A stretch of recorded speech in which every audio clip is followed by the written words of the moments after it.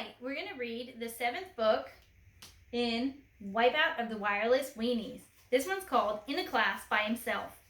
Hello, Justin. I'm your teacher, Mrs. Cromwell. Come on in and take a seat. Justin stood in the doorway and looked around at the classroom.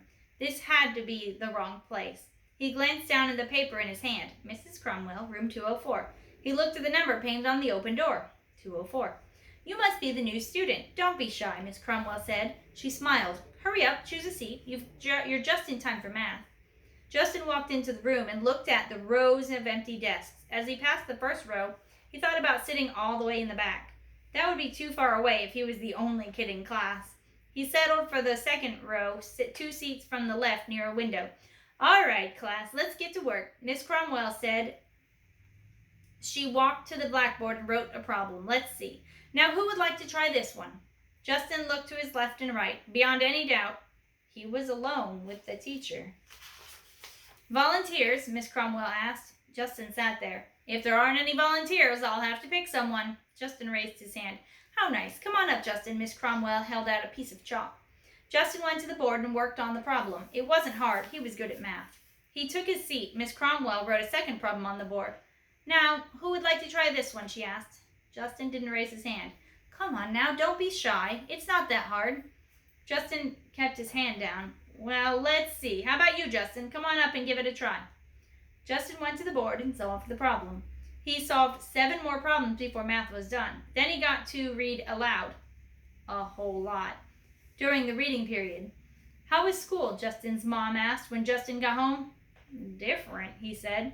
That's nice, his mom said, smiling as if Justin had just given her one of his typical answers like fine or okay. The next day, nothing had changed. Miss Cromwell was up front, acting as if it was a perfectly normal situation, and Justin was facing her, getting taught all by himself. How was school? His mother asked when he got home.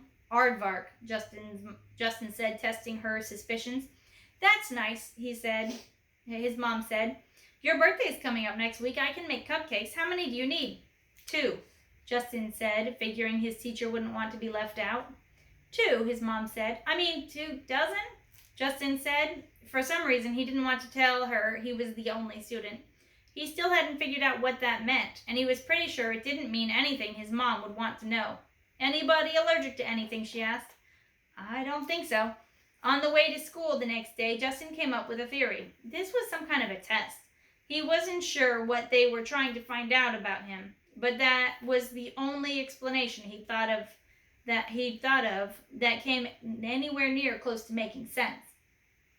So since he had no idea what sort of reaction they expected from him, he was going to make sure not to recall at all.